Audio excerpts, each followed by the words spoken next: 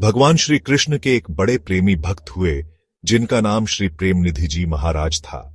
श्री प्रेमनिधि जी में प्रेमा भक्ति संबंधी अनंत गुण प्रकट थे। उस ज्योतिषी विप्र को धन्यवाद है जिसने गुणों के अनुरूप ऐसा सार्थक नाम रखा। आप सुंदर, शीलवान और स्वभाव से नम्र थे। आपकी वाणी मधुर, रसमयी और श्रोताओं का सर्वविध कल्याण करने वाली थी। हरिभक्तों को सुख देने के लिए आप कल्प वृक्ष के समान थे जिसमें प्रेमा पराभक्ति के बहुत से फल लगे रहते थे। घर में रहते हुए आप गृहस्थाश्रम के प्रपंचों से परम विरक्त थे। विषयों को त्याग कर सार्थत्व प्रेम का आस्वादन करने वाले सदाचारी और परम उदार थे। नियम पूर्वक भगवत भक्तों के साथ सत्संग किया करते थे। आगरा निवासी भक्तों पर दया करके आपने श्री वृंदावन से बाहर आगरे में निवास किया और भगवान की कथाओं के द्वारा सबको पवित्र किया। श्री प्रेमनिधि जी मिश्र श्री विट्ठलनाथ जी के शिष्य थे।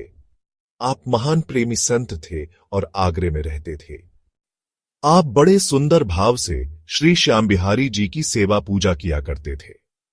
नित्य सुबह होने से कुछ पहले ही श्री ठाकुर सेवा के लिए आप श्री यमुना जी से जल लाया करते थे। एक बार वर्षा का मौसम था। अधिक वर्षा के कारण जहां तहां सर्वत्र रास्ते में कीचड़ हो गया। तब आपको बड़ी चिंता हुई कि यमुना जल कैसे लाए।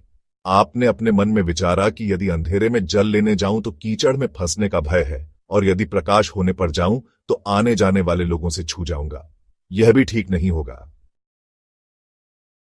अंत में सोच विचार कर निश्चय किया कि अंधेरे में ही जल लाना ठीक है। जैसे ही आप दरवाजे के बाहर निकले, अंधेरे के कारण रास्ता ठीक से दिखाई नहीं पड़ रहा था। वही आपने देखा कि एक सुकुमार किशोर बालक मशाल लिए जा रहा है। वहां उजाला अच्छा था, राह देखने में आसानी होगी, अतः आप उसके पीछे पीछे चल दिए। श्री प्रेमनिधि जी ने अपने मन में समझा कि यह बालक किसी को पहुंचाकर वापस लौट रहा है।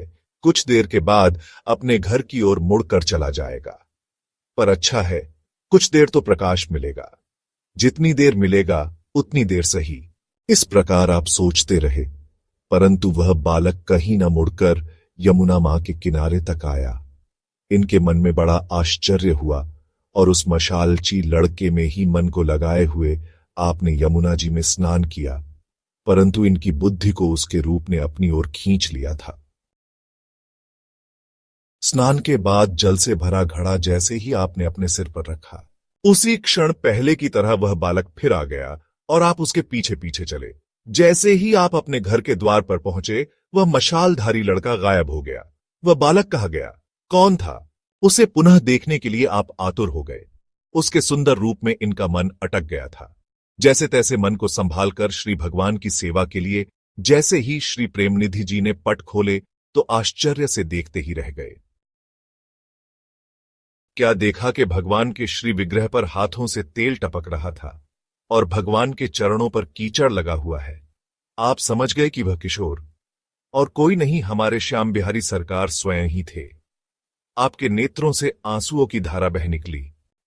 श्री प्रेमनिधि जी बहुत अच्छी कथा कहते थे, प्रभु के स्वरूप को दर्शा देते थे। उससे श्रोताओं के मन को अपनी ओर खींचकर उसमें भगवत भक्ति के भावों को भर देते थे। यह देखकर कुछ दुष्टों के मन में बड़ा दुख हुआ। ईर्ष्यावश उन्होंने बादशाह से शिकायत करते हुए कहा कि प्रेमनिधि के घर में अच्छे अच्छे घराने की बहुत सी औरतें हर समय आती जाती रहती हैं। यह सुनकर बादशाह को क्रोध आया। उसने सैनिकों को आज्ञा दी कि प्रेमनिधि को फौरन जिस अवस्था में हो उस अवस्था में पकड़कर लाओ। श्री प्रेमनिधि जी जिस समय बड़े प्रेम से भगवान को जलपान कराना ही चाहते थे, उसी समय सैनिकों ने आकर भक्त जी को बादशाह की कठोर आज्ञा सुनाई और कहा, अभी इसी समय हमारे साथ चलो। ऐसा कहकर वह शोर मचाने लगे और प्रेमनिधि जी को ले गए। तब श्री ठाकुर जी को जल पिलाए बिना ही भक्त जी बादशाह के समीप गए। बादशाह ने इनसे पूछा, कहो क्या मौज बहार है? तुम स्त्रियों के साथ प्रसंग करते हो, हमारे राज्य में ऐसा अन्याय।